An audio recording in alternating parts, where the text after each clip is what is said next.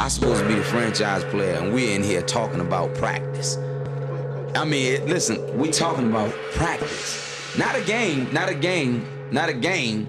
talking about practice. Yeah. Not a game. Me. Bam, bam. Me, man. Not a game. Slap that like she scored 30. What are we even talking about, man? We talking about sports here. And we're back, guys. Practice has started. I know we like to talk about practice here. We like to talk about sports, but the NFL season, NFL offseason is officially here. We're within 50 days from the NFL season, so we're starting off our NFL divisional breakdowns. This is our first episode of the series. It's going to be a little series where we're just reeling off strictly NFL game or NFL teams. We're just breaking down the divisions. We're starting with the NFC West today. Ben and Ron, how are you guys doing before we get into everything? Go ahead, Ron. I'm doing well, man. I can't complain. I mean, I'm with my boys. We're getting into NFL.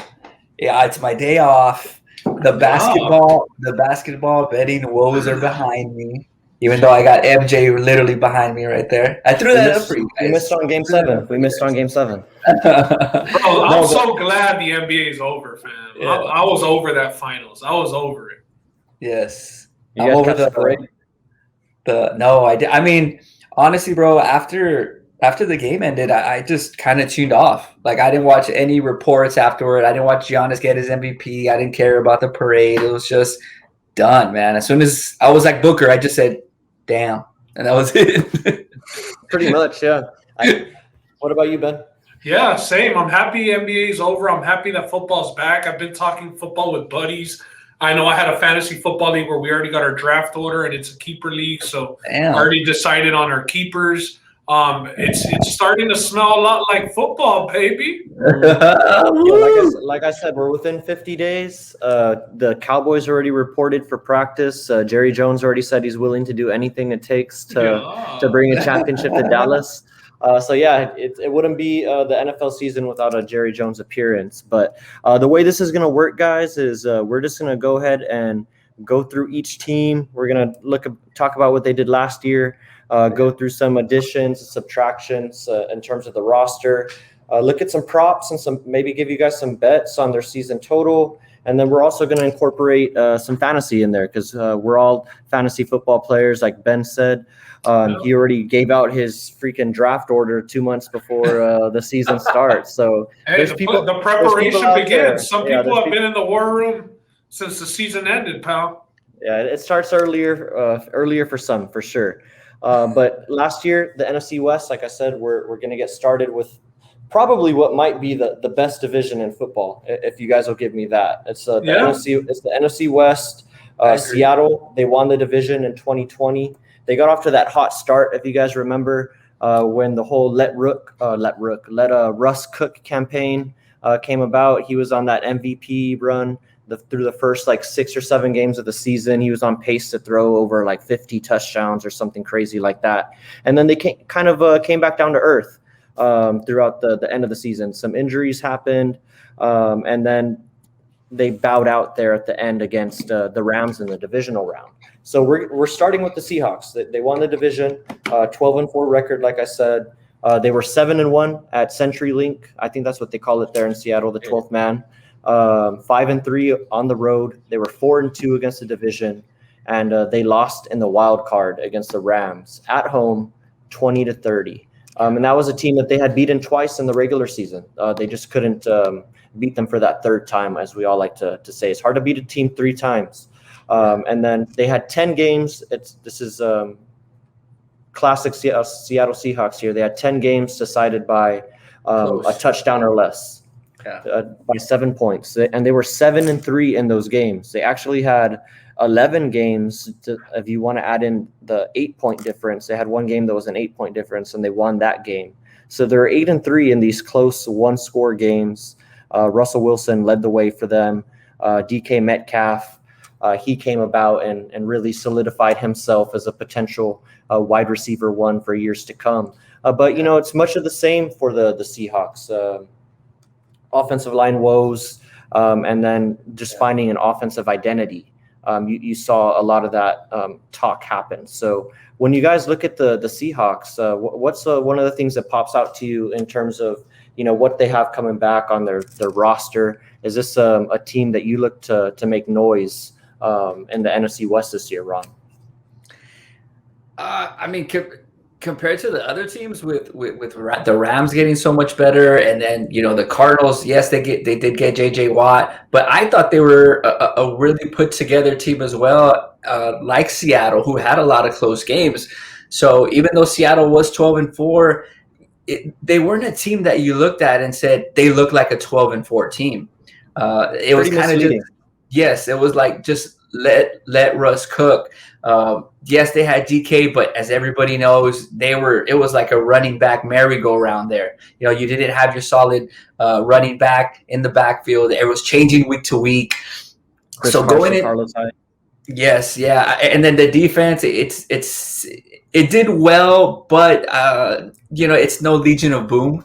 Going back to that little era, to those 4 or 5 year span.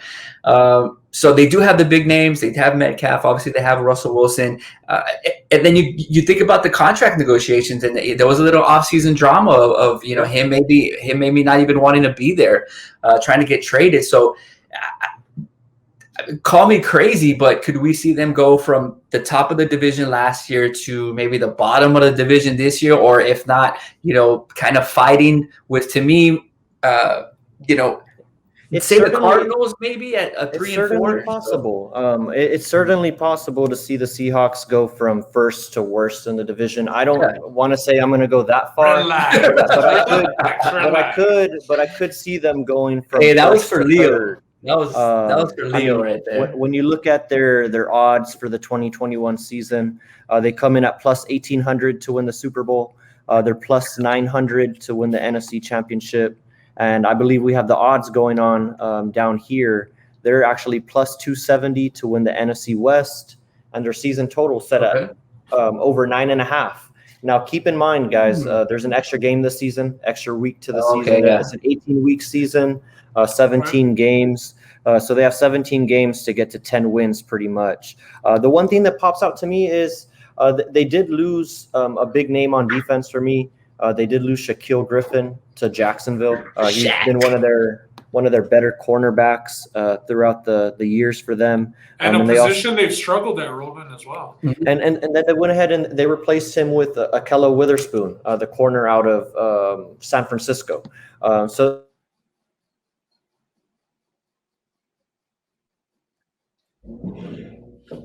Ben, do you see the odds for the Seahawks telling the story for them this year, or do you think it might be a little bit too conservative in Vegas for these guys? I don't know how conservative it is, just based off, first of all, the division odds. I mean, they have the third best odds in the division, and they are last year's division winner. Usually it's pretty strange when you see the division winner bringing their quarterback back, most of the offense back, like you said, just losing Shaquille Griffin on defense, and they have the third best odds. Obviously, the other teams, we'll get into why they're in the position that they're in, but, the Seahawks didn't lose anybody. They have Russell Wilson coming back at plus 270.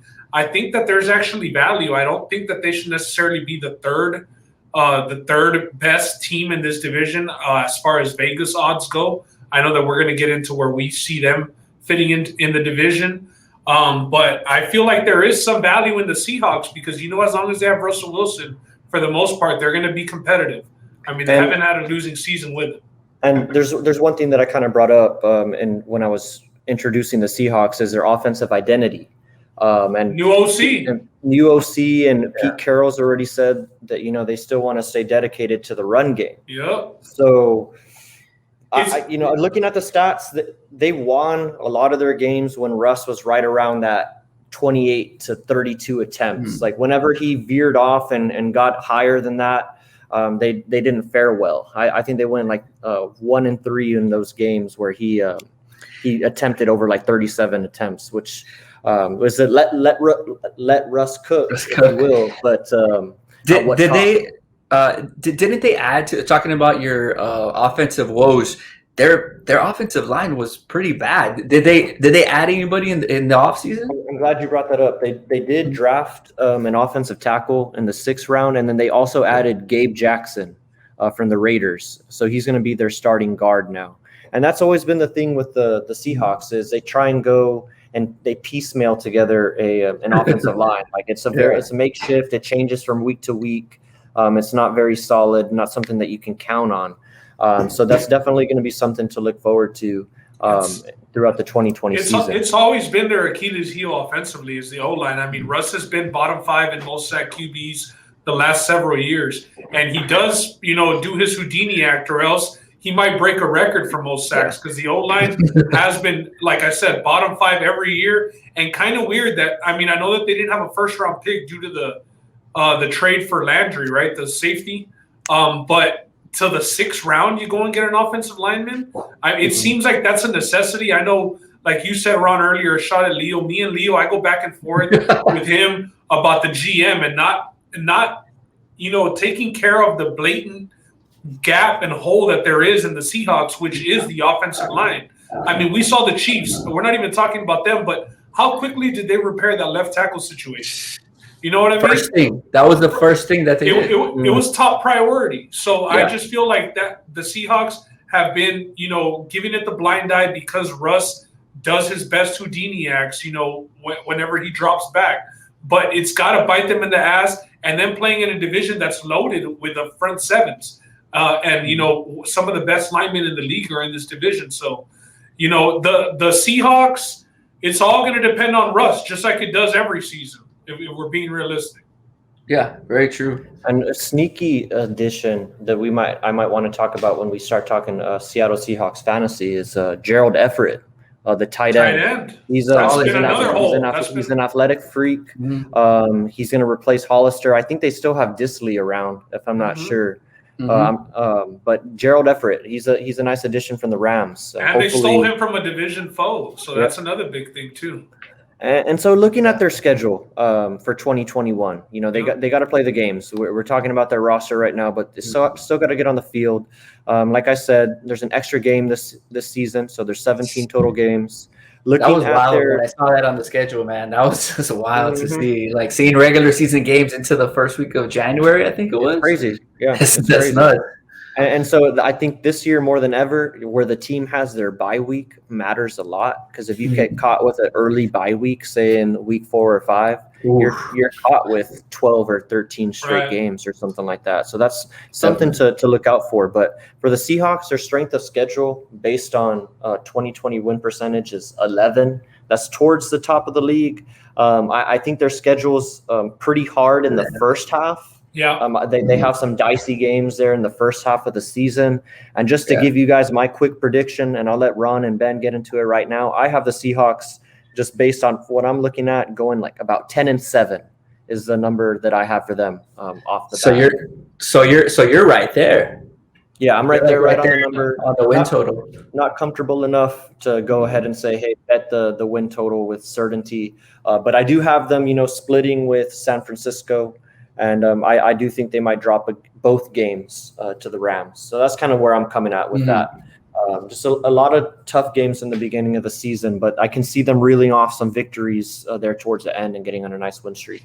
Yeah, and to highlight that little stretch at the beginning of the season, Roland, I mean, 2 wins that they should get, easily, but then you got that stretch at the beginning is the main thing for their season. I think it all depends on how they come out of that stretch. Yeah.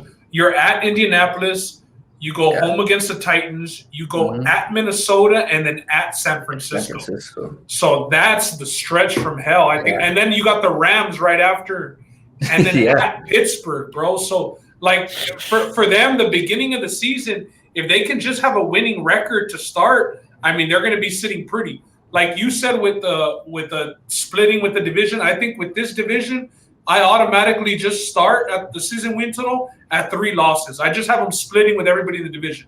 I know it might not happen every year, but it tends to happen more often than not.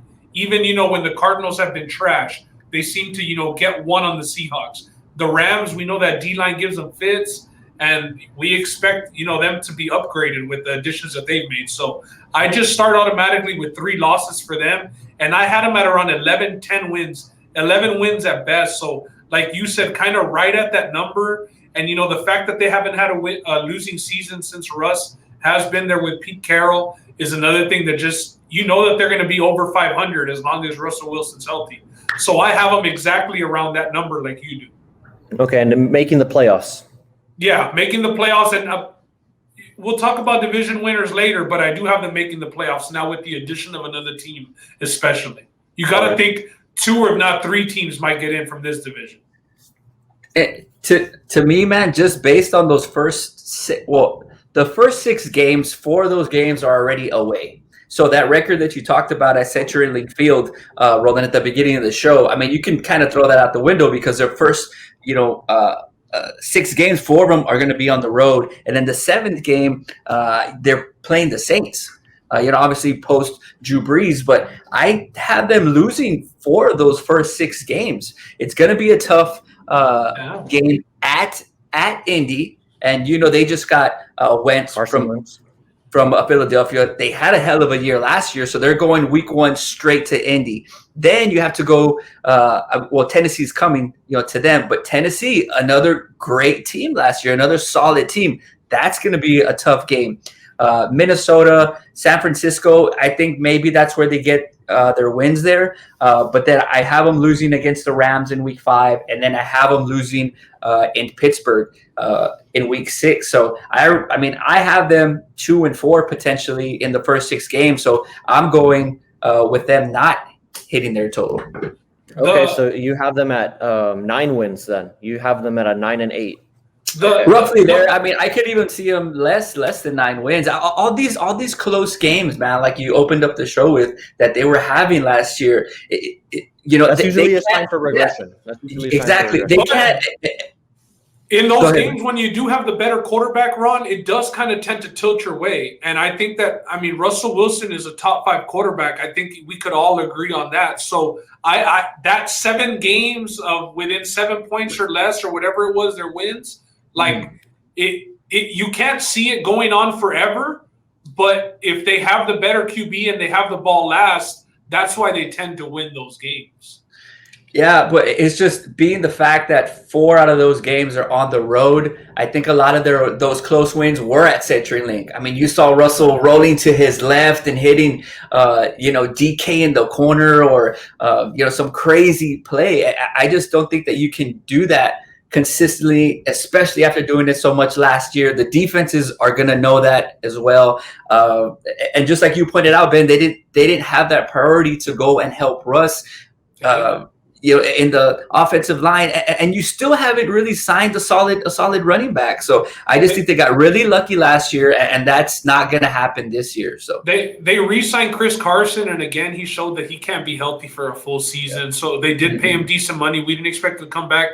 The main thing about that October 3rd meeting with San Francisco, that's in the middle of that gauntlet of a schedule, is that it's at San Francisco. So if you have them splitting with the Niners, that's the one that you have them losing. The one in Candlelight Stadium, Candlestick Stadium, whatever it's called. So you have them beating San Francisco at home maybe. So that away game being sandwiched in between Minnesota and LA, and even Minnesota, man, that's not an easy place to play. That crowd can get pretty rowdy. Yeah, but I do have them 10, 11 wins on my end. And San Francisco, they play Levi Stadium. Candlestick was the one that I think got demolished. Yeah.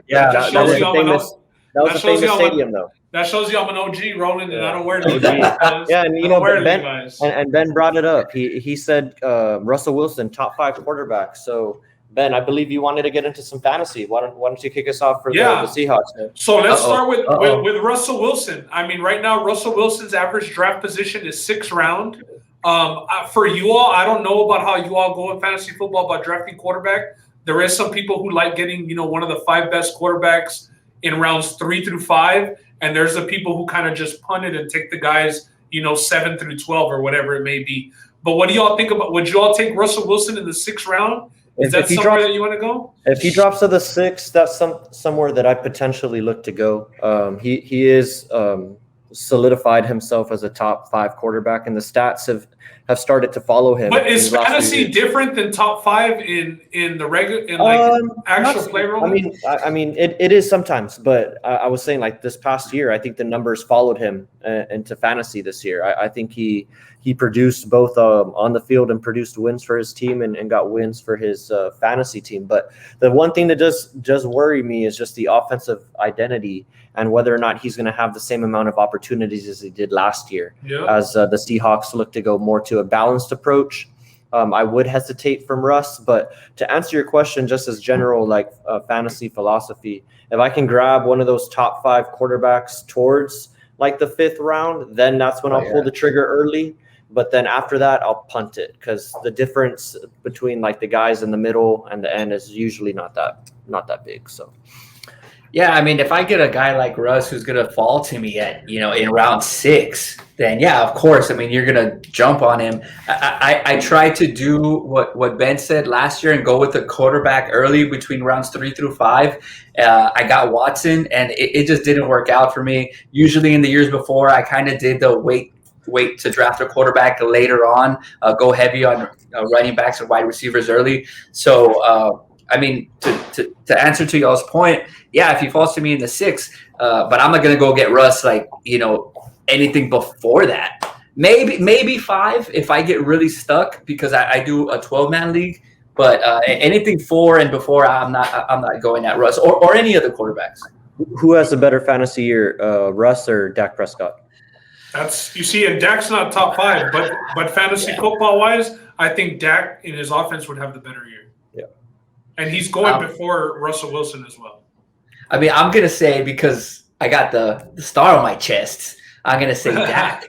But the Cowboys haven't came out and said we're gonna go to a balanced offense. I mean, everybody knows that they love to throw the ball. Zeke hasn't been doing well. Dak's gonna want to show out for all that money that they paid him. So fantasy wise, I could see Dak and the Cowboys offense doing better than Russ this year. Okay, the next guy we'll go to is DK Metcalf. Obviously, DK last year, a guy being drafted 4th, 5th, sometimes 6th round. This year, he's the 5th wide receiver off the board. That's nuts. Is DK Metcalf in fantasy football, let's say you guys are sitting at around pick 9, pick 10, and DK Metcalf is there. Are you all taking DK Metcalf at 9 or maybe 10 at the turnaround? Are you taking DK there? What do y'all think about DK as a top 5 fantasy football receiver? What do you think, Ron? You're talking about 1st or 2nd round pick? Yeah, I mean he's the 5th receiver off the board, bro. So he's going late 1st, early 2nd. My strategy is running back first. But let's say I'm in a keeper league and I already have a solid running back. Or a PPR league. Yeah, I don't. Most leagues nowadays are PPR. I don't know, man. I guess just to answer your question, no, I would not take him. Okay. So he's not on your board at that draft position where he's at? Rounds 1 and 2, no. If I can get him at 3, that's a huge win. But 1, 2, no. I'm sticking to a running back. If he's available, like in the come around, like when I can still get another running back, I'd probably take him as my number 1 wide receiver. He's a wide receiver 1. I'll answer your question. I think he is a wide receiver 1 this year. I think he has the physical traits to do so. He's going to be the number 1 target for Russell Wilson. I think the touchdowns are still going to follow him. He had 12 touchdowns last year. Usually touchdowns are something that you can't rely on, but he's a big guy. He can run the go route one-on-one, take on the back end on the far side of the defense. So he has all the makings of a true number 1 receiver. I would just probably like to take a running back in that spot because I think running backs are going to be hard to come by this year after the top guys. So I agree with y'all. I mean, he was very touchdown dependent, and although I do think the touchdowns are going to follow him in a PPR league, let's say Hopkins or DK Metcalf. I want to go Hopkins because of all the targets and the receptions that he gets. Now I'll ask y'all, DK Metcalf or Mike Evans? I'll take DK Metcalf this year. Yeah, I mean, I got to go DK also. I mean, we saw it in the Super Bowl. I mean, Brady has so many weapons. He hit freaking AB booming, in the Super Bowl for a touchdown before he hit Mike Evans. He hit Gronk also there's just too many weapons there to take Evans before. So DK early second round, I agree. I don't think that he's on my board. I won't be. Last year I had him, but obviously at the position where he was at. Next up, Chris Carson. Is he an RB2? And are you all drafting Chris Carson with his injury woes? I'm staying far away from Chris Carson. Okay. If anybody takes Chris Carson in my draft, you know what's coming. Reach. Last year, I went to go die on that hill with Chris Carson. I took him in the third round. I said he was going to be, RB1. He ended up finishing RB14 last year, so not too bad. But with his injury woes, I think I'm staying away from Chris Carson as well. And the last guy, I'll say Tyler Lockett. He's going 5th or 6th round. How do y'all feel about Tyler Lockett? Would you all feel more comfortable drafting Tyler Lockett in the 5th or 6th, or DK in the 1st or 2nd round? I'll take me some Tyler Lockett all day at that ADP. He's currently like wide receiver 22 or something like that. Yep. The last I checked. And DK finished wide receiver 25. Tyler Lockett's a steal at that. If I didn't want to go so crazy, because it's between for the Seahawks, my 2 sleepers are between him and Gerald Everett. But if I were to say which I would bank on more, it's Tyler Lockett all day. I like him at that ADP. Yeah, man, easy. And I'm the kind of guy who doesn't mind chasing those wide receiver 2s. All the attention's always going to go, to the big wide receiver ones like a Metcalf. The safety's always going to maybe lean over a little bit to Metcalf's side. So, you have the wide receiver 2 open. He's a guy that gets a lot of yak. First one to use yak this year, the yards after the catch. He's, a guy who you can hit on a little slant, 5-6 yards. And then if he beats that safety, I mean, he's gone. So fantasy wise, that's what you want. You want the yards after catch. And I know Seattle, it says that they drafted a wide receiver, Dwayne Eskridge role. I don't know much about it. I just know that they picked him up. You think he'll have any, he'll get any balls? You think he'll get any run? I think he'll get some run for sure, because they did lose some receivers on the back end of that rotation. So I think he's naturally going to slip in there and maybe find himself as at the wide receiver 3 in that offense. But I wouldn't spend draft capital on Eskridge at this point. And I agree with you all. Good to know. I agree with you all about Lockett, because Jalen Ramsey's going to be on DK. And we saw last year that whenever Jalen Ramsey went up against DK, Jalen Ramsey got the best of him. I think that DK is a good play. We saw him with that 290-yard receiving game. He put up 50 fantasy points. He's a good option, especially for the rounds where you're going. And for guys like Ron, who said that going running back, then you start getting your receivers in maybe the 3rd, 4th, and 5th round.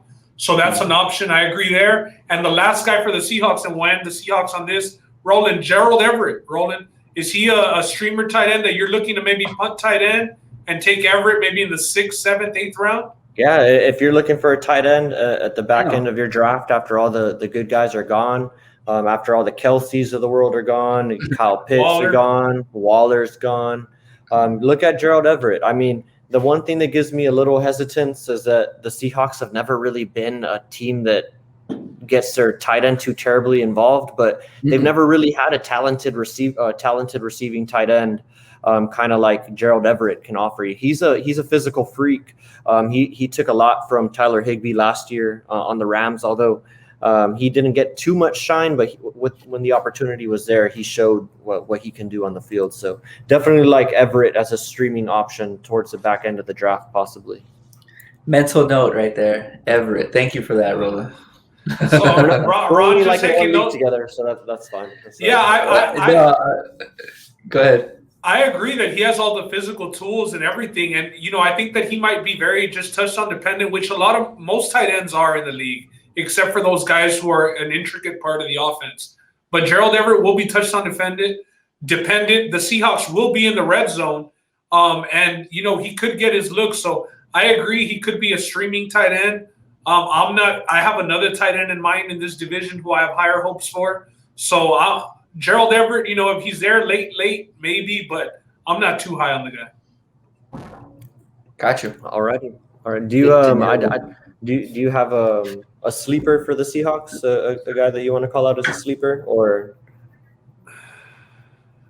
Because mine, I would say it's technically a sleeper in my eyes is Tyler Lockett at 20 ADP, and his wide receiver 22. I think that's sleeper status. So they got I was looking at it earlier. The RB2. I just don't expect Chris Carson to be to hold up.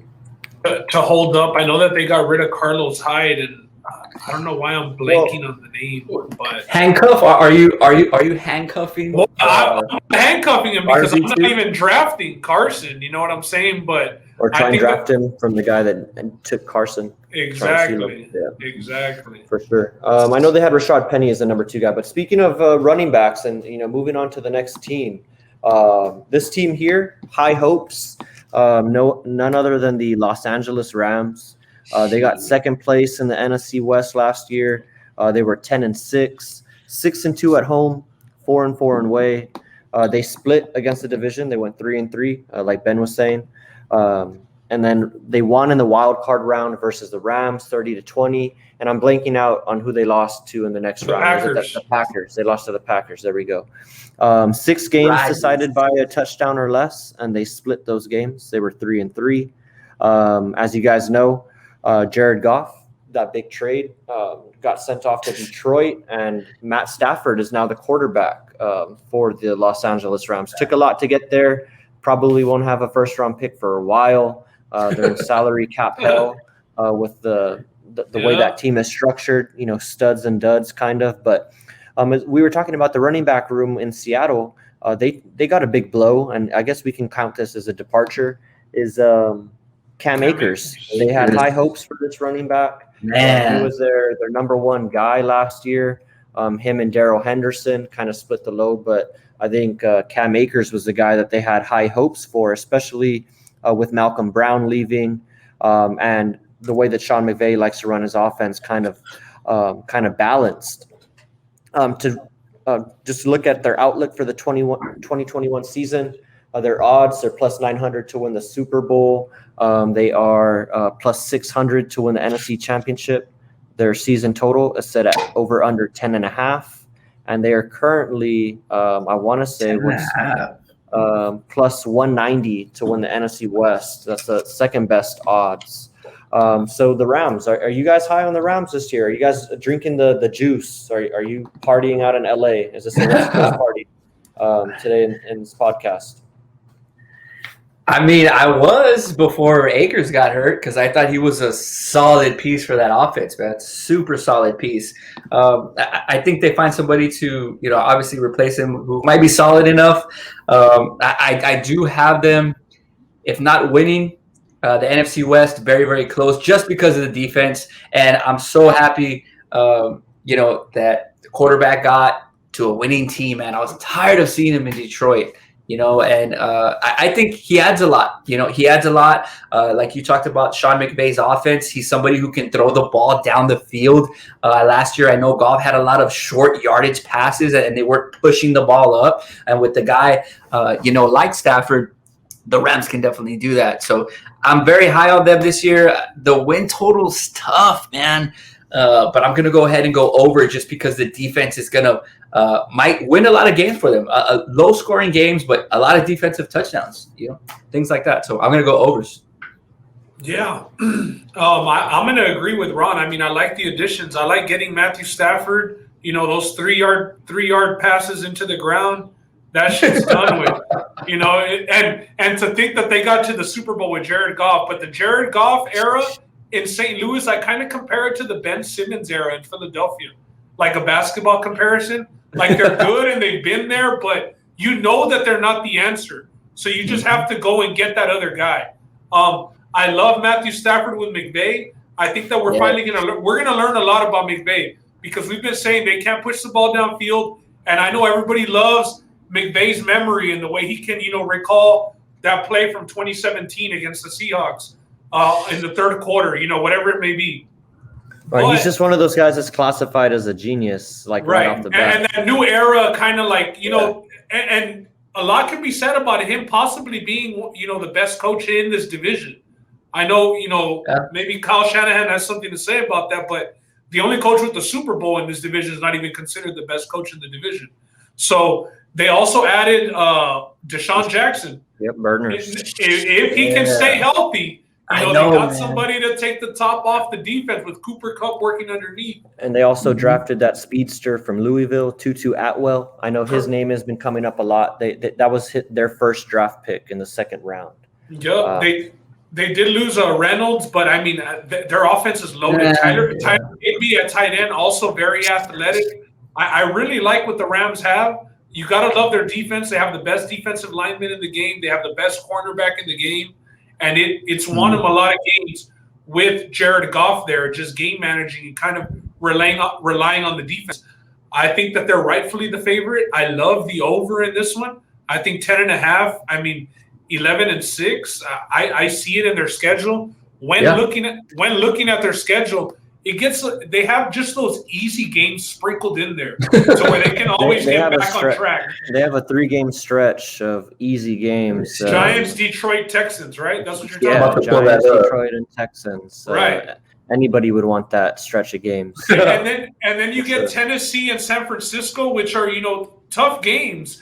But then you get Green Bay with Jordan Love, which we think is going to be quarterbacking them, and then Jacksonville. So you get those games before you get, that harder stretch at the end of the season. But I think that the Rams are going to be front running in this division for the most part with the way that the schedule's set up, as long as they meet their expectations. Yeah, their schedule is not super tough. I mean, in terms of win percentage, it is, I want to say 10th based on 2020 win percentage. So that is towards the top.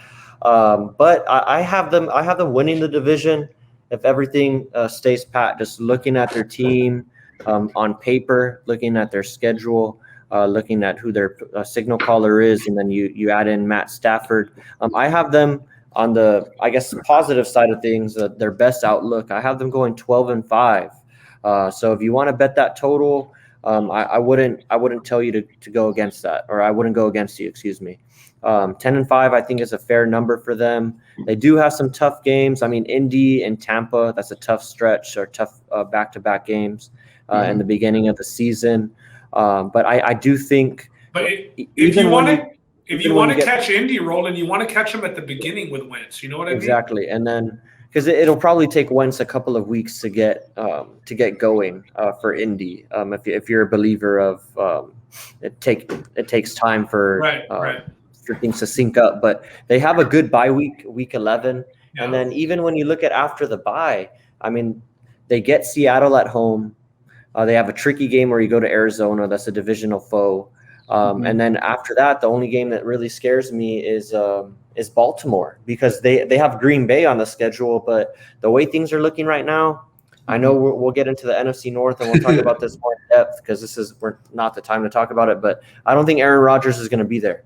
That's my bet. So I would favor them in that game. I have them going 12-5. I have the Rams winning the division, and they have Super Bowl aspirations. I don't want to say they're my Super Bowl favorite, but they definitely are going to be up there fighting for the Lombardi Trophy. What was is there odds for them to win the NFC? Yeah, to win the NFC, they're plus 600. That's not a bad look. I mean, especially with, Green Bay being in disarray with the Rodgers situation. Yeah, you got to think they were there. Tampa's a clear favorite, and after that, it's kind of wide open with the Saints quarterback situation. You got to think the Cowboys know Rodgers. You got to think the second best odds are going to come out of this division. Mm-hmm. So what was your season prediction for them, Ron? Where did you have them finishing up? I kind of have them. Yours was good. I like the 12-5. I don't know if they get that high, but I say maybe. I know it's only one game, but I think they do hit the over total. I could see them winning about 11 games this year, just because, like how you guys were saying, with the Wentz situation and Indy, you still have that situation here. With the Rams and Stafford. So that's true. Do you guys think it's as easy as plugging in Stafford and saying he's better than Goff, so this team's gonna take off, or do you still have some hesitancy with Stafford being there before crowning him? To me, it's kind of like a twofold question. Like, is Stafford that much better than Goff? I think we could all agree yes, right? Stafford's a better option than Goff. Yeah. Now, can you just plug him right in and have success off the jump, which is what Roland's asking? with the way that their schedule sets up, they're going to have some decent defenses to get going against. And will Stafford hold up? We've seen a lot of injury problems with him in Detroit, but also, you got to think maybe he would have played through some of that stuff if they didn't have 2 or 3 wins in the season. So I think you plug Stafford in and you're way better, to answer your question. Well, 2 points there. The Detroit line is not going to protect him as well as these as well as these LA guys are going to go out and block for him. That's one. Yeah, I don't see him getting hit as much. I don't see him scrambling as much. Getting hurried, all that stuff. Also, McVay's very smart. He knows Stafford has a lot of injuries. He knows he's a veteran in the game, so he's not going to have these plays designed for him where there's going to be 5-7 step drops. So another thing too that I was thinking of is that yes, you plug him in, he is way better than Goff, and he does have that Brett Favre gunslinger mentality. Okay, so if he does start throwing picks, you have the defense that can get you right back off the field. Yep. So say you do throw a pick, you're driving, throw a pick. Damn it, we threw a pick. That other team is probably not going to go and get 2-3 first downs in a row on your defense, or you can hold them to a field goal on short field. Yeah, there you go. So you're going to get the ball right back. And he might be linking it with the fantasy, a little sleeper in the fantasy world, man, because they're going to be throwing the rock. What do you think of Matt Stafford plus 850 to win the MVP? Oh, smoke. Is that crazy? I don't think the odds are good enough for a first-year quarterback with this team. I don't think the odds are good enough, to be honest. So you're saying they should be longer than that? Yeah. Okay. I think he should be well over plus 1,000, over easy. plus 1,000. Yeah, easy, I saw plus 850 today. I was doing some quick research. I would think like plus 1,500, would be, but 800 under 1,000 is pretty crazy. All right. That's giving him a lot of rolling someone of flowers right there. Hey, Roman, you talked about the running back. I don't make deliveries to the West Coast. You won't catch Roland in LA, because hey, we talked about the running back room. Obviously, the running back position, yes, Cam Akers is hurt. They have Henderson, who they drafted out of Memphis a couple of years ago. But even after drafting him, they still went out and drafted Cam Akers. So obviously, Henderson wasn't that workhorse that they drafted him for. He was more of the third down, skill back, fast back. Obviously, running back is the easiest position to fill. How do you think that they fill it? Do they go that veteran route? Do they get an AP? I don't think that we'll see Todd Gurley back with the Rams. But, Deontay Freeman always ends up on the team. Guys like that, or do you just wait till maybe teams do cuts leading up to the season and end up signing another guy? Because I don't think Henderson is the horse, right? I don't think he's a horse. I agree with you there. But I really don't know where they're going to go in the free agency world. They're going to go and sign somebody else because, like you said, Henderson is not that workhorse. They don't have Malcolm Brown anymore, who was there to score touchdowns for them last year. It seemed like he was stealing touchdowns almost every week. But if I were to pick a guy, I'm gonna go ahead and say they go with Adrian Peterson. Peterson finds himself out west, finds a way to stay in the league. Ron, what do you think they do about the running back position? Man, to be completely honest, I think like Roland said, they just wait. They wait till the last episode of Hard Knocks, and wait till all those running backs get cut and maybe go find a sleeper, because at this point, I mean, obviously all the good rookies are taken, and there's not that many veterans out there who can throw their name in the hat. I mean, you guys mentioned AP, Freeman, Frank Gore, but I mean Hyde. I mean, I think Hyde retired. Did he retire? Maybe he's no longer with them. He's no longer with them. Yeah, it's just. I mean, you have a very small pool, of a running backs there. So maybe you just develop. Maybe you just the third string running back, whoever he is. I have no idea who the hell this guy is, but maybe they can develop him. But it's going to be really slim. And I think that just puts more weight on Stafford's shoulders. Yeah, running back is an easy position to fill, though. I mean, we've seen some teams just go and grab guys off the street and have them do well. And with that offense and their scheme, you got to think that they can get something. I was going to say, that might bode well for some of their other players in terms of fantasy. Yeah, and getting to fantasy, so let's start with Stafford. QB number 11 is where he is right now. Are you all taking Russell Wilson in the 6th, or maybe just taking Matt Stafford in the 11th or 12th round? I would take Matt Stafford, and I'll tell you why. I think he's going to be right around – he's top 12 the whole year. I don't think there's going to be much variance with him this year. I think you know what you're going to get out of Matt Stafford. I think he's in a better situation than Russell Wilson is slightly. And I trust McVay as an offensive play caller. And I think we're going to see the best of Matt Stafford this year in terms of efficiency. He played his most efficient season last year. I know we like to call him a gunslinger, but he was fairly efficient. If you want to look at his quarterback ratings, he wasn't really turning the ball over too much. So I like him with Sean McVay this year. So I would lean towards Matt Stafford in terms of ADP and where you're taking a guy. Ron, could you see yourself drafting Stafford late? Hell yeah, bro. I mean, if I can get the 11th ranked quarterback in the 11th round, I mean, that's a steal right there. That's where you'll be able to get it. Yeah, and you don't have to take. Oh, I mean, you don't have to take the risk. I know saying Russell in the 6th round is a risk, but between the two, I would rather get a lot of other players in rounds 1 through 10 and get Stafford, and then instead of wasting my 6th on a quarterback who, yes, it's Russell Wilson. We know he can get those rushing yards and those rushing touchdowns. But in my head this year, you just can't count on Russell that much, man.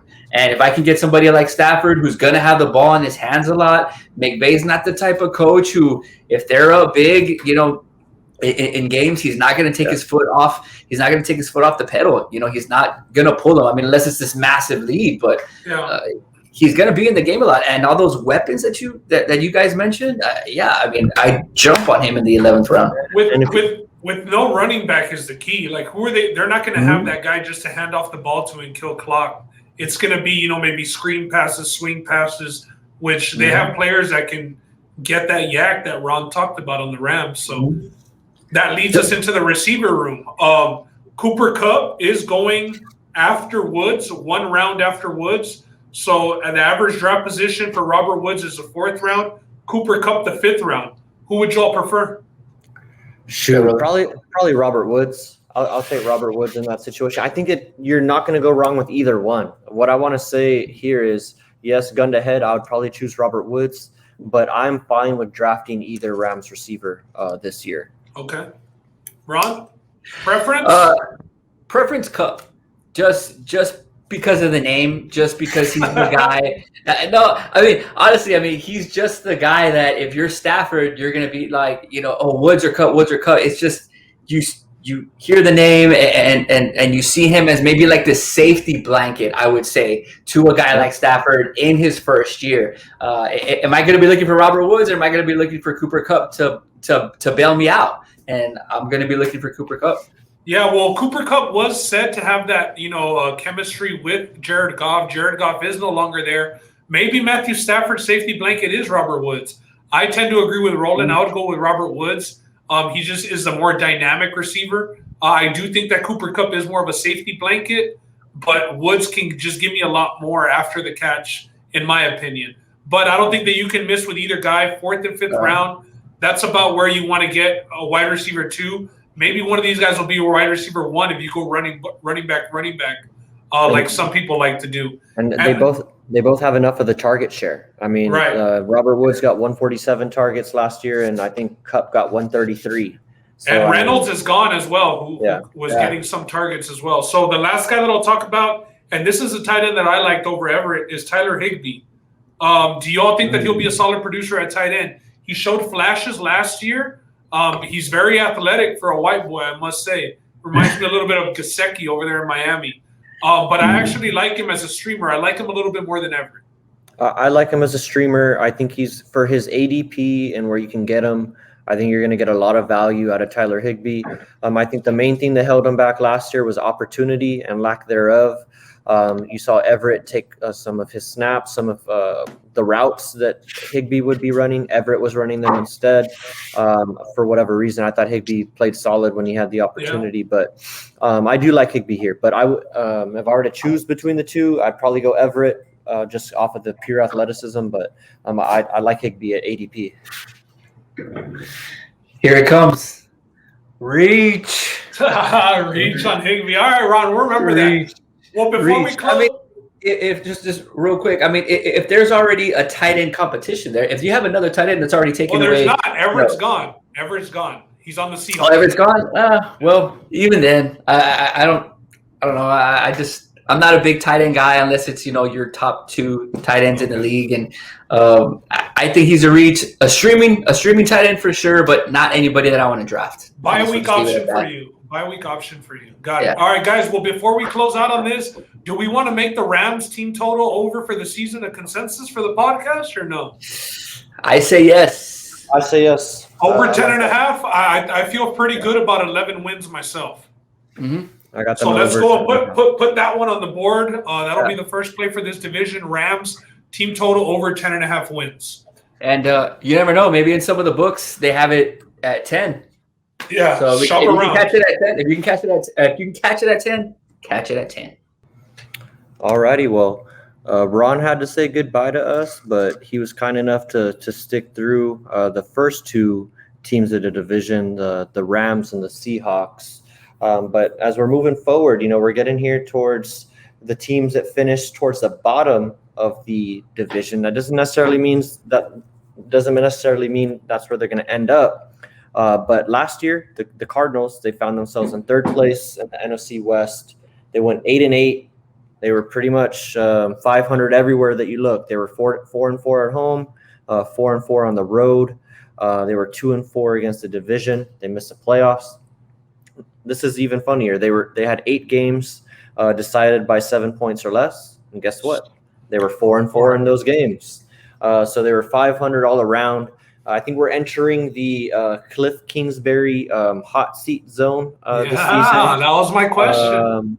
2021 season bets and props. Vegas is not too high on this team, plus 3,500 to win the Super Bowl. They are plus 1,350 to win the NFC.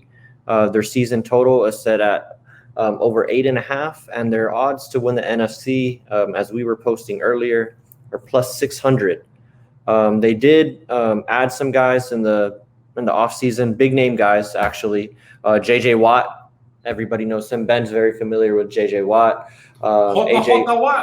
AJ Green, whose best year might be behind him, but who knows? Maybe he finds a rejuvenation out in the desert. They paid him a decent amount, didn't they, Roman? Yeah, 1 year. Let me see if I can pull up his contract real quick. I know that they paid him as if he wasn't washed up like the rest of the world deems him to be. Let me see real quick before we move on. He got a 1 year deal worth $8 million. $6 million guaranteed. So that is kind of a lot for a 1 year deal, and a guy like Ben said that might be washed up maybe, or a guy that has played his best downs in the NFL already, and it's not looking towards better football. But we all know. I guess Larry Fitz is still coming back, right? No, he retired. Oh, okay. Larry Fitz retired. Excuse me. I'm sorry. They got Christian Kirk, Andre Isabella, DeAndre Hopkins, and AJ Green. That's pretty solid. As good as wide receiver room as. That's pretty solid. And then on the defensive side of the ball, they added Malcolm Butler because they did lose Patrick Peterson, their longtime stud cornerback. He ended up in with the Vikings this year. Excuse me. They added James Conner, but that's because they lost Kenyon Drake to the Raiders, and they added Matt Prater, as their kicker, and they also signed All-Pro center. Rodney Hudson. So the Cardinals definitely making some moves. You can tell that there's a sense of urgency in the room for this regime. They know they don't get it done this year, probably going to be packing their bags and going elsewhere. It doesn't matter how good looking you are, Cliff Kingsbury. If you can't get W's in the NFL, you're not going to be coaching much longer. It doesn't matter if you look like Ryan Gosling. You still gotta get some W's, my friend. And I mean, he's been a guy. I mean, we said it when he first got to and I'll get off my stump when we get to the schedule, but he's been a guy that we said when he got this job that he kind of failed up. He failed upwards because he really didn't do much at Texas Tech. He was supposed to turn around that program, and he really didn't do it. He just kept it. He had Patrick Mahomes. Yeah, he had Mahomes, a Super Bowl winner, MVP winner, and I guess they put each other on the map. But didn't do much with that in terms of W's. So a guy that's always kind of, in my eyes, had a question mark around him. But nonetheless, he got the opportunity with the Cardinals, and they've been a pretty exciting team to watch. They've one of those teams have their ups and downs. Highlighted last year, I would say, in terms of the highest of the highs, was that DeAndre Hopkins Hail Mary catch against the Bills. One of the better games of the season, and that was probably their true highlight this year. Looking at their schedule, it is pretty tough. Ranked number 13 based on 2020 win percentage. What do you think about the Cardinals this year, Ben? Are you high on them in any particular area? I know that we're off basketball rolling, but I get big time Atlanta Hawks vibes from the Cards, bro. I mean, the potential's there. The roster seems to be built, around Kyler Murray, their star player. And we're talking about Pretty Boy, the QB, the coach, ex-QB at Tech. Cliff Kingsbury. And, I mean, you couldn't get a more picture-perfect offense for a Cliff Kingsbury offense. Like, fam, I mean, obviously he is succeeding, semi-succeeding offensively. They're having success offensively, but it's just not translating into wins the way that it should be. You add names like J.J. Watt, you add names like A.J. Green, you still have Chandler Jones, you have DeAndre Hopkins. You do lose Kenyon Drake, like you mentioned, but you get James Conner. You still have Edmonds there. This team is – and we saw their draft pick last year, the rookie right out of LSU, hybrid safety linebacker beast. So they have to put it together. I agree with you that he is on the hot seat, and I think that this is going to be one of the best jobs up for grabs after this season, because I do see them underachieving again. Just today, I mean, it might breaking news. I mean, maybe for some people that will listen to the podcast, but it'll be a day or two old. But DeAndre Hopkins is contemplating maybe playing the season based on just having to be vaccinated.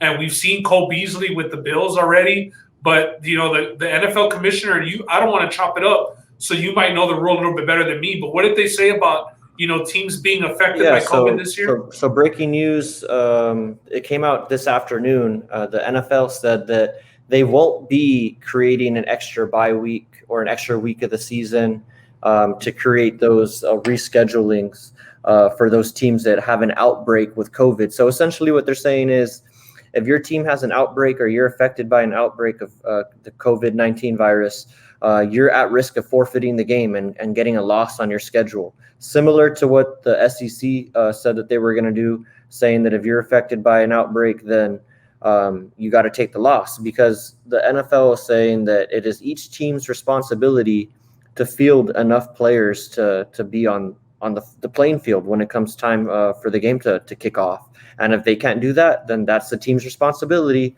because the vaccine is widely available. And we're not going to get into what's right or wrong here, but it is coming into play. It's coming into play, and especially with fantasy factors, which we'll get into in a bit. But it's coming into play, and when it's one of the better players on the team that's doing that, they already had a whole year of a COVID football season to practice running.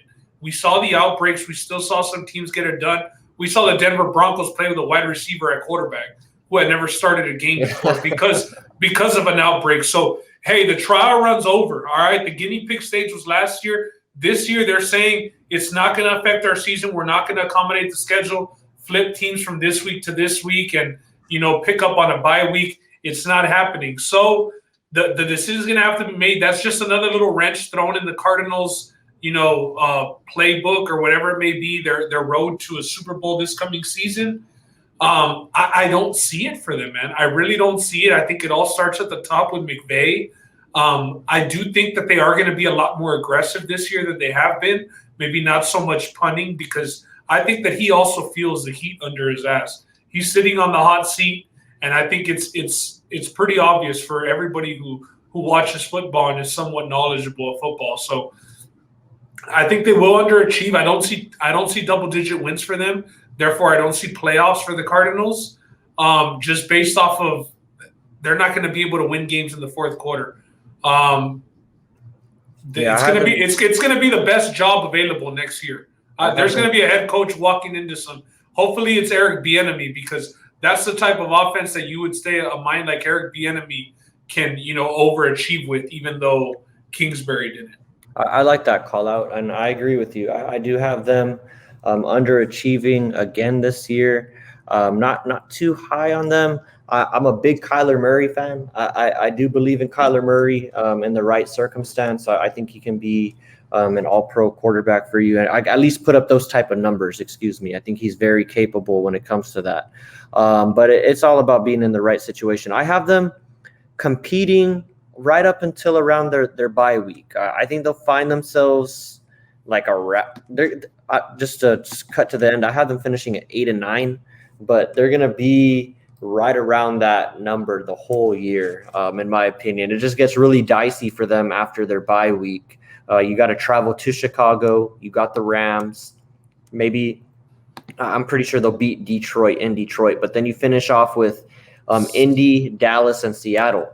Not a good way to end the season, especially if you're going to be teetering right around that 500 mark. And last year they had a chance towards the end, Roland, and Kyler got hurt. Yep. If you remember. And we'll just kind of switch gears and end it on the Cardinals here with some fantasy. Last year, Kyler Murray was the number one quarterback, 15 weeks of the season until he ended up getting hurt, or 14 weeks into the season until he ended up getting hurt. He is the fourth quarterback being taken off the board. Do you agree? Are you willing to draft the Kyle Murray early?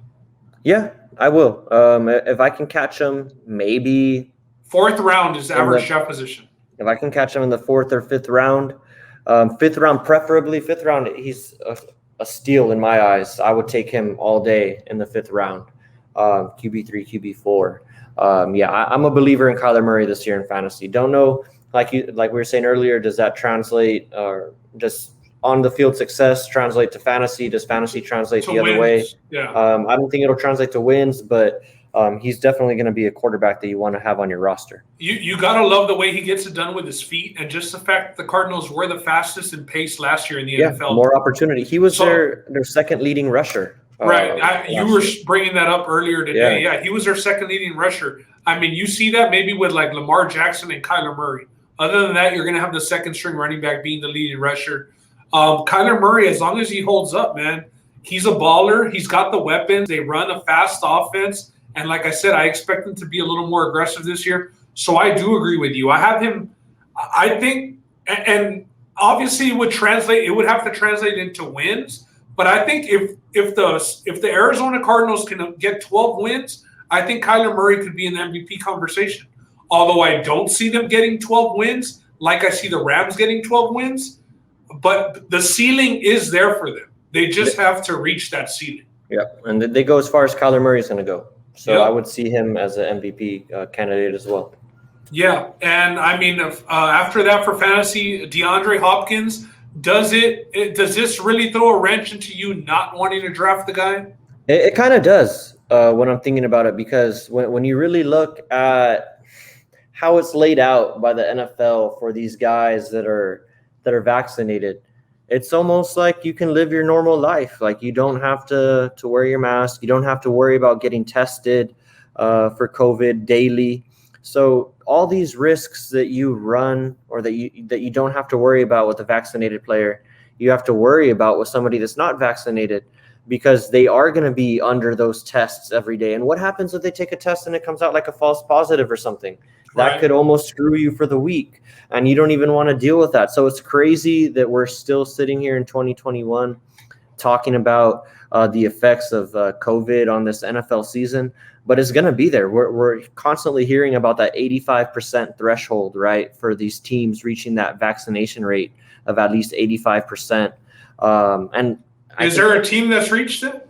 I think there's 13 teams out of the NFL that have gotten there to about 85%, but that's still less than half. I don't even want to get, like I said, I don't like talking about you don't want to get what's right or wrong, but to me, though, if you have a chance to eliminate some risk, then just do it. Right. If it makes your job easier, if it just makes you jump through less hoops, you would just think that you get it done. Unless you have, one of these really strong feelings that it's something else that's not a shot going into your body, then hey, to each their own. But I was very surprised to see that tweet from DeAndre Hopkins, and he went on to delete it, right? And Jalen Ramsey kind of went in there and threw him corners. He said, "Hey, any teammates of mine that I'm vaxxed, any teammates of mine that don't want to get vaxxed, that's your decision.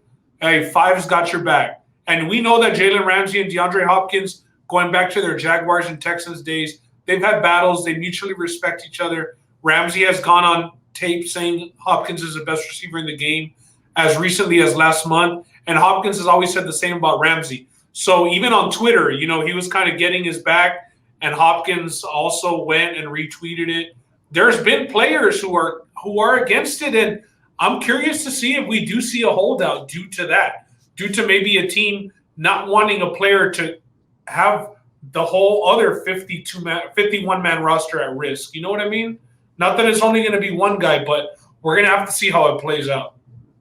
But would you draft Hopkins at his ADP? I would not. And I know that I said Hopkins over DK, but just knowing Hopkins and the professional that he is, that he's going. I really do think, like I said, I don't want to speak for another man or whatever, but I do think he's going to end up. I do think he's going to end up. He didn't miss any games last year without being vaxxed, obviously. Yeah. Might he get – I do see him possibly being the type of guy that does go – he's always been a team player, man. The guy's not that diva wide receiver. That's why I was very surprised to see this tweet, which he deleted, because it was just kind of – it was not like DeAndre Hopkins. You know what I mean? He stays behind the scenes and lets his play do the work. It did surprise me. For me, it does put a question mark over DeAndre Hopkins now. I'm not going to lie. I would debate DK or DeAndre now, when before it would be a no-brainer DeAndre Hopkins over DK. Put it to you that way. But let's move on here. Another for the Cards after Hopkins. I'm not going to get into the other wide receiver group because I think that maybe you can, take a flyer on those guys late if you're going to do anything with Kirk or AJ Green. Yeah, but we'll go into their backfield. They do have Edmonds and they do have Connor. Now Edmonds is going in the 5th or 6th round. Connor's average draft position is 9th round. I think, where would you feel more comfortable? I'd probably feel more comfortable with Connor just in the 9th round in terms of value. You're not spending too much draft capital on a guy like Edmonds, because Edmonds, he's the athlete. He's the guy that can bust a touchdown for 70 yards in one rush. He's that type of guy. But the way that I see this backfield working out, I'm staying far away from the Atlanta back. I don't like any of the backfields really in Arizona. The NFC West. Maybe the Rams, because I might want to take a flyer on Henderson as maybe being the guy without Akers. But I'm not a fan of any of the backfields in fantasy for the NFC West. Yeah, I was a big believer in James Conner last year with the Steelers, and although their offensive line failed him, he just hasn't been a guy that has held up as that number one horse. You know what I mean? Like you said with Edmonds, he's that pop guy. Last year, he had games where he finished top 10 running backs, and in all those games, he had under 5 attempts. So he's either gotten it done receiving or he's just busted that long one, like you said. And for them to go out and sign Connor, they also have to feel like Edmonds isn't that every down guy. He's kind of that game changer, that speed changer that you throw in there to get the defense off balance. So I don't know as far as who's going to be the first and second down back, or if they're just going to maybe alternate series. I don't know if Connor were to go first and second down and you throw Edmonds in there for third down or just obvious passing downs. But I agree with you. I want to stay far away from this backfield. And I think that the James Conner fall, I mean, it hasn't been as bad as like a Todd Gurley fall or anything like that, but he kind of fell off the face of the earth pretty quick. He was a guy going late in the first round last year, early second round. Yeah, I took him in a league in the second round last year, and I was not competitive in that league. Right, same here. Same here. The league where I took him wasn't competitive at all. So, yeah, that's pretty much it for the Arizona Cardinals. Again, a team that I expect to have a new head coach. I don't feel very comfortable betting their season win total under or just, putting anything on it, but I do expect them to underachieve, like I said.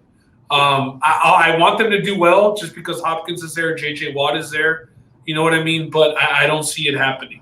So if there's one player on their team that you want on your fantasy squad, Kyler Murray, right? Yep, yeah. Kyler Murray, and it's not even debatable. Yeah, same here. I'm a big Kyler guy this year, especially if you can get him in that 4th or 5th round. Fifth round, like you said, is a steal, bro. Yeah, for sure. So moving on to the last team on the NFC West, a team that before we even get into it, I have high hopes for this year. Okay. Big Kyle Shanahan fan. It's the San Francisco 49ers.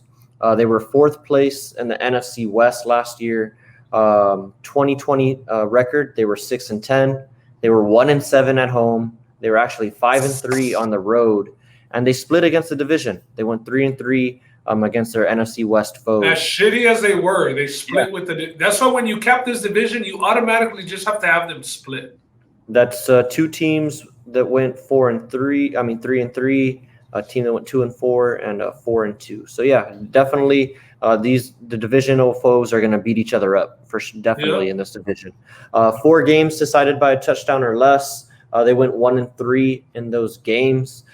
For me, I think you can throw away the 2020 season. I was listening to a podcast earlier today. I think they're called the Fantasy Footballers. They called out a pretty good stat. They lost their quarterback and their top 6 offensive weapons in terms of production last year at one point in time. Yep. There's just no way that you can compete like that. Just no way in hell that you can compete like that. And they're getting a bunch of those guys back. They went ahead and took Trey Lance with the number 3 pick. Everybody thought they were going to go ahead and get Mac Jones, but they went and surprised everybody with Trey Lance. They signed Alex Mack to shore up that offensive line. And Vegas, they seem to agree with the 49ers coming back to prominence. They have them at plus 1150. What were you going to say, Ben? The running back that they drafted also. Excuse me. Yeah, Trey Sermon. They drafted Trey Sermon out of Ohio State. Another Ohio State running back. Can do it all, right? He can catch it out of the backfield and can run between the tackles for you. Definitely excited to see what Trey Sermon brings to the table for them. But yeah, Vegas likes them, plus 1150 to win the Super Bowl, plus 600 to win the NFC Championship. Let's start at who's going to be starting for them week 1 rolling at quarterback. I know that you did like Trey Lance a bit, right? If I'm not mistaken. I like Trey Lance, but I'm going to go ahead and say that Jimmy G is going to be the starter week 1. I'm a believer. I think that the team around the quarterback, is not going to require the quarterback to be a savior. And I think if Jimmy G can just get back to where he was that year that they went to the Super Bowl, I think they'll be fine. Where they run into trouble is when Jimmy G starts turning the ball over. And if he does early on, I could see Lance taking them over, because the one thing that I will say about this team, the roster is well built.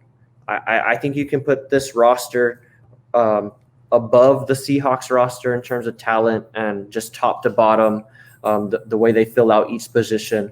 You're not going to waste away that opportunity with that roster with bad quarterback play. So if you see that he's struggling in the beginning, you're going to nip it in the butt.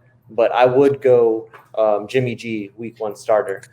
I tend to agree with you, and I agree the leash is going to be short just based on the draft capital that they wasted on Lance. For them, like you said, as far as their roster up and down, it's hard to say that it's like built, because you think a player like Jimmy G needs a roster like Derrick Henry, Julio Jones, A.J. Brown, something like that. Here he's got Deebo Samuel, Brandon Ayuk, and George Kittle. Raheem Mostert and George Kittle. Yeah, that one safety blanket. But all around, they do have grit, but they're not very much built on star power. The defense does pick up a lot of the slack for them. And even last year, they had Bosa out. I know Fred Warner is a guy who has pretty good odds. And he has pretty good odds for Defensive Player of the Year. So I do think that they're going to struggle in the secondary. Obviously, Richard Sherman's been in the news, even though he was a free agent, so they were losing him regardless. And they lost Witherspoon to the Seahawks. They're one of the best corners. Like you mentioned earlier. they're going to be battling the Seahawks for second place. I do think that the Rams come in last place this year. The 49ers did last year, but because of all those injuries. And they were being competitive with what was old boy's name at quarterback, bro, that Shanahan was out there competing with? I know who you're talking about. He has a horrible name too, bro. Oh, Beathard. CJ Beathard. CJ Beathard. Yeah, if you get W's with CJ Beathard, man. And like I said, Kyle Shanahan is a great play caller. They're a solid team. Like you said, they don't have guys that on the offensive side of the ball other than Kittle that pop off the page. But I think when you couple their depth at the running back position, which we'll talk about in terms of the fantasy implications and that depth in there, and then the weapons that they do have in Ayuk, who is proven to be maybe in that wide receiver 2 range when given the opportunity, and then Deebo Samuel maybe getting healthy. Man, you couple that, like I said, with Kyle Shanahan's play calling, they're gonna be competing, like you said, with the Seahawks for that second place in the NFC West. And I would venture to say that they'll take second place from the Seahawks this year. Okay. Do they take second place with Lance at quarterback or I know let me ask you who starts the season. Now let me ask you who finishes. You do have higher hopes for the 49ers. Trey Lance finishes the season. I think we're going to see it kind of like the Colin Kaepernick situation. I know Colin Kaepernick's no longer in the league, but wasn't he chomping at the bits to take over Alex Smith, and then they finally gave Colin Kaepernick the reins and they took off. I think it's going to be similar to that. Like, they're going to be doing pretty good. They're going to be humming along, but there's still going to be that chatter about, oh, Jimmy G had a bad game, Jimmy G this, and then they're going to nip the butt, back. and go with Trey Lance. Because, like I said, I have high aspirations for this team. It might be one of my big whiffs this year, but I do like the Niners bouncing back from that 6-10 record. What's their win total, Roland? Their win total is set at 10.5 and is juiced to -130. Most of these teams are floating around that same area, except for the Cardinals. I mean, we saw the Seahawks at 10.5, or the Seahawks were at 10 or 10.5. The Seahawks were at 9.5. 9.5. I think they got bet down from 10. Rams at 10.5, 49ers at 10.5, and I guess the Cards are at 9.5 as well. Cards are at 8.5. 8.5. Damn it, boys. So it is going to be a competitive division. 10.5. It's tough because I have them, just to jump right into it, I have them going 11-6 this year. I have them finishing second, right above the Seahawks at 10-7. I have them splitting with the Seahawks. I have them splitting with the Rams, and I want to say I have them also sweeping the Cardinals. But I like their schedule, especially when you look at it. They're in the middle. The one thing that does scare me on this team is they do have an early bye week. Their bye week is week 6. For a team that was injured a lot last year, that doesn't bode very well. So you're looking at playing 11 straight games. Yeah. 1, 2, 3, 4. Yep. 11 straight games. That's tough. It's a tough stretch, but some of those games that are sprinkled in there, I think will be get right games or games that they can really smash some of these teams. Looking at their schedule, they have 2 back-to-back road games on the year, and usually I like to look at teams and say, oh, they might split those or they might drop them just because they're back-to-back. They start off the season back-to-back on the road at Detroit and at Philadelphia. But those are 2 very winnable games. Yeah, I have them taking both those games. Exactly. Those are 2 very winnable games, and then later on in the season, they get another back-to-back at Seattle, at Cincinnati. Again, you could go 1-1. I think at worst there you go 1-1. So I do think that the schedule, obviously all these teams are in the same division. They play the same team. So their schedule is going to be hovering right around the same. You said one was 10 earlier, one was 12, one was 11. I feel like they have to be right around the same area. But you got to like the way their season closes out. I mean, you get Cincinnati towards the end, Atlanta towards the end, you get Houston towards the end.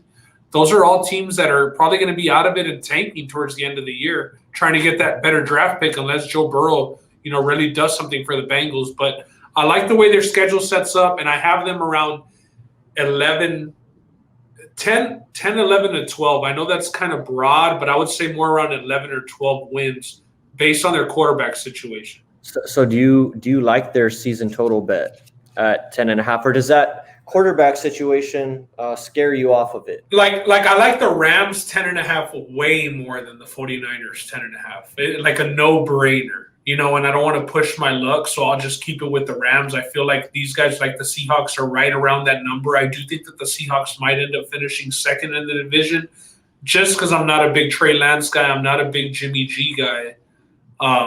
But we'll see how it plays out. It's definitely the Rams division. It's crazy to see the amount of love that they're getting from Vegas, though. In terms of the way that they're slotted because in the division. It's Shanahan, bro. A lot of they just really respect the fuck out of that guy. Well, dude, they got, like you said, they got wins with CJ Beathard. Yeah, and I know that there was the other quarterback with an M, bro. They had another super trash QB that they were winning games with an M. I'm about to go to their depth chart and pull it up. Josh Rosen's their backup quarterback right now. Josh Rosen ended up with them. Yeah. So Nate Sudfeld is on their team as well. Terrible QBs. Yeah, so it's either between Jimmy G or Trey Lance. I don't think those are Trey Lance or Jimmy G are guys that we'll be looking at for fantasy, though. Right? No, and that's what I was going to say. As far as the rookies, I know that we haven't gotten into the other divisions yet, and Trey Lance, but he was a top 5 pick.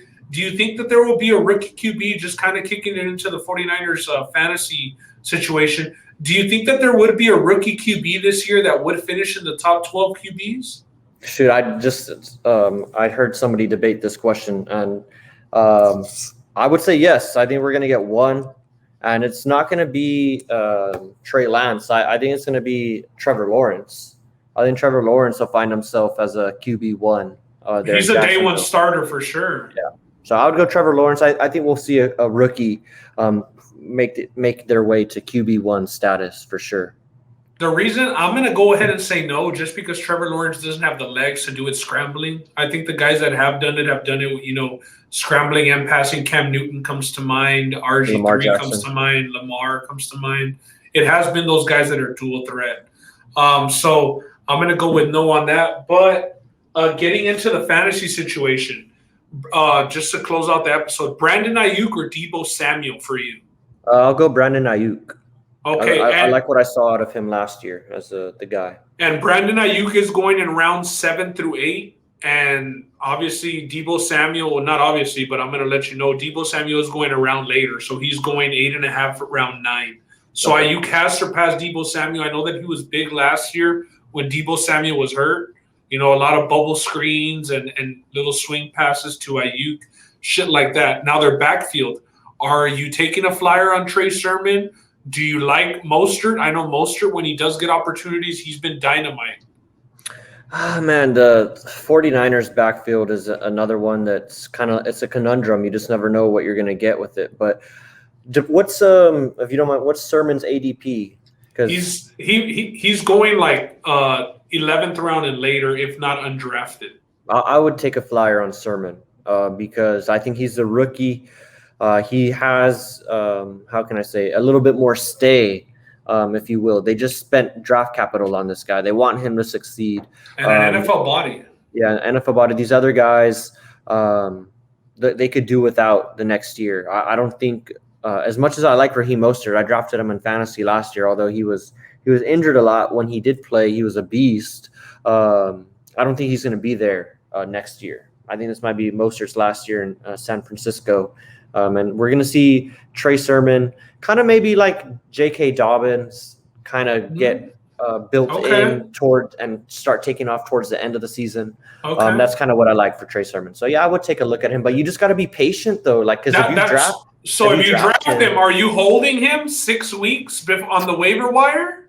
No, dude, because I've done that before, and that's how you lose leagues. When you draft a guy and you hold on to people and you're not picking up people on the waiver – the way that you got to look at it is if you draft a guy and, like, for example, you get this Trey Sermon situation with Raheem Mostert, and let's just say Kyle Shanahan says it's going to be 50-50, right? So you're like, yeah, let me go ahead and take Trey Sermon whenever I take him, right? But then week 1, you get there, and it's like 80-20 Mostert to Sermon. you go ahead and you got to drop. Which is more than likely going to be because Mostert's been in that backfield. He's been their guy. But you know that Mostert ain't going to hold up. That's a fucking fact. Yeah, he's not going to hold up. He's not going to hold up. Every season, that's what it's been. And that's why you draft Trey Sermon, because you know that. You know you got rid of Coleman. You got rid of Matt Breida. I agree with you. I don't know if I draft Trey Sermon. And even if I don't draft him and somebody else does, I wouldn't panic. Because I do think he's a guy that might get dropped because he doesn't get that look in the first 4 or 5 weeks. There is people. I mean, you get desperate. A guy might go down, and you have to drop somebody when you pick up another player. Mm-hmm. You know what I mean? If it's a good player that's out for a month, maybe you're not going to draft him. You're going to throw him on the bench or the IL, whatever it may be. But Trey Sermon could be a guy that you end up picking up. And if you're in keeper or dynasty leagues, obviously then Trey Sermon is a lot more valuable. In that case, just look at what the people that drafted that Colts running back last year. What's his name? Jonathan Taylor. Jonathan Taylor. Now he's going, he's a top 10 back going in drafts this year. So I think he's more of a keeper league and a dynasty draft pick. But if I'm in a regular league and it's 10-man, I don't know if I'm looking at drafting Trey Sermon. Yeah, no, I agree with you there because, I mean, you want guys that are going to be getting a lot of looks on the field. You don't want to be dealing with a rookie that's not getting any love the first couple of weeks because that's just a waste of a roster spot at that time.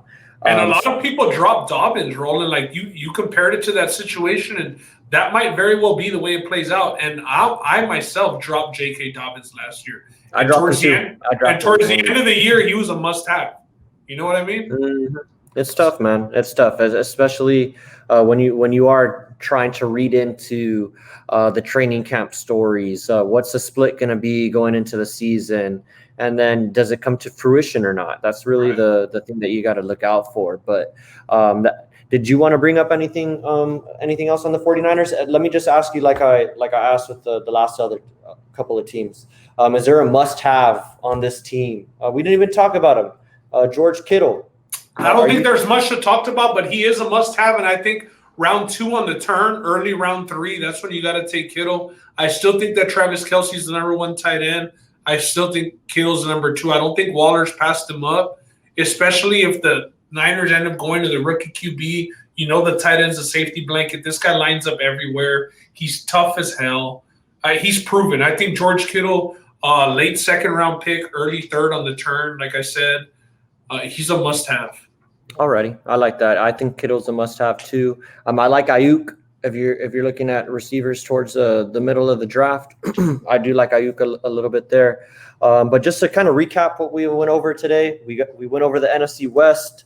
We have the Rams winning the NFC West. We gave out a official bet, the first bet of the NFL season for we talking about sports, and that is the Rams season total over 10.5.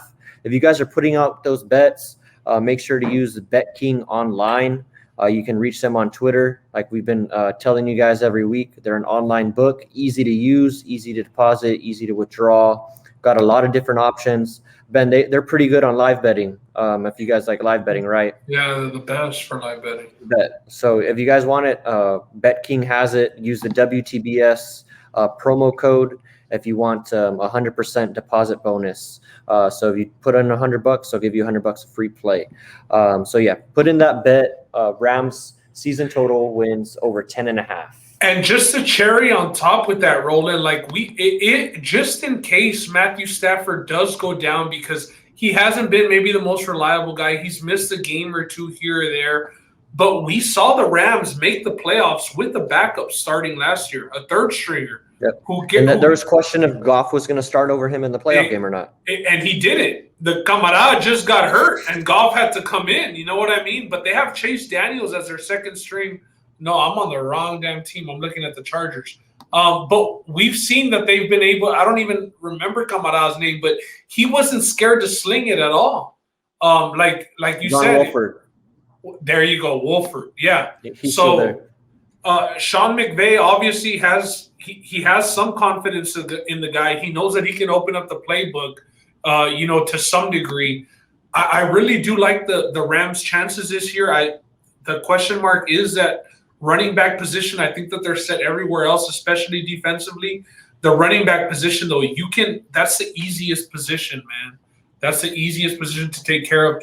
Let somebody like Mark Ingram not make the Houston Texans team because of all the backs that they have over there, or somebody like that. They just need somebody to get in there and fill a little role, because the way that the play design is very similar to the way Shanahan does it for the 49ers. He just puts them in places to succeed with play action, handing off, whatever it may be. So sure. Rams over 10.5, man. Book them. Yeah, Rams over 10.5. I have the Niners coming in second. I think Ben has them probably slotted at second. You said you had them anywhere from 10 to 12 wins. Seahawks in third. And we got a new coach coming in 2022 for the Cardinals. We're agreeing on that? Yeah, I agree. I don't think the Cardinals are going to make it to the playoffs this year. And like I said, I think this is hot seat zone for Cliff Kingsbury. You don't get too many more opportunities, especially when, like we were talking about with the quarterback in San Francisco. You don't want them to waste that opportunity with that roster. You don't want Cliff Kingsbury to waste away the talent that they went out and got these past few years. But there is a sense of urgency in the desert. And he doesn't have that kind of like fallback thing, kind of like the Bears did, where, we start this quarterback. He doesn't have that. This guy. He doesn't have that. Like, you have Kyler Murray, bro. He doesn't have that. It's Kyler Murray or bust for the Cardinals. Right. But we did talk about fantasy, and we're wrapping things up here. I'm going to probably sign off here in the next few minutes. Ben, do you want to talk about the Fantasy Football League and what we're doing for the fans? Our Fantasy Football League, last year we had a 10-people league, 10-person league for our members. Any listeners that do want to play, I'm looking at expanding it to 12 or 14 teams. I've already gotten some no's on the 14 teams for sure. But if you do want to play in the league, we are open to expanding it up to 12. Last year we gave a jersey away to the winner. Marky got an Aaron Donald jersey for the Rams. So we're looking to do the same thing again, have a competitive league, some trash talk, listeners, tuning into the episodes. We come NFL season, we will be, throwing in some fantasy, maybe sleepers of the week or must starts of the week with our episodes whenever we do them on Thursday. So if you are looking to join the fantasy league, it will be free. We will be giving a jersey away again for the winner. Just shoot our Twitter account a message, shoot me a message, shoot Roland a message, and we'll reserve you a spot for the league. And we're doing some survivor pool action, hopefully this year too, right? So we are. We're looking to set something up with BetKing, a little collab to do a survivor pool. Yeah. And if you guys want to play, go ahead and sign up. We're taking signups already. We want to make this survivor pool as big as possible, get as many entries in there as possible. And like Ben said, hopefully we can get this league up to 12 teams. So you're probably getting a no from me on the 14 teams. I already got a no from you. Yeah, I like the. You're just going on record now. I like the 12 teams. But yeah, let's go ahead and get that going, man. But and for the fantasy draft, when we do the fantasy football for the draft, I mean, we would do like a live episode. We can have up to 10 people on our StreamYard. So I think we might have done it last year, but we will go live for our fantasy draft on draft night. Scream reach when somebody reaches, and scream bust when somebody drafts a bust. But if you're looking to get in, hit us up, man, free of charge. Yeah, and if you disagree with anything that we said on this podcast, if you guys have somebody else winning the division, like I know Leo probably has the Seahawks winning the division, every year. Let us know. We want to know about it so we can have you on here and debate us when we get closer to the season or something. So let us know in the comments. We'll be releasing this on all streaming platforms. But yeah, Ben, you got anything else before we sign off? That's it, bro. I'm excited to do the next division that we head to next week on Thursday. Will we be keeping it NFC, or we're just going to be skipping around? We're going to be skipping around. I want to go with the more talented divisions to start off. So I'm thinking we're going to hit the AFC North next week. So the AFC North, you got the Ravens, Browns, Steelers, and Bengals. A lot of Browns backers this year, Roland. Yeah, and a pretty competitive division. It should be another 3 playoff team division, maybe. Who knows? Could be. We'll see. But we'll find out next time on We Talking About Sports. Until then, Take it easy. Deuce. I'm supposed to be the franchise player, and we're in here talking about practice. I mean, listen, we talking about practice. Not a game. We talking about practice. Not a game, not a game. Me. Bam, bam. Me, man. Not a game. Slap that like she scored 30. What are we even talking about, man? We talking about sports here.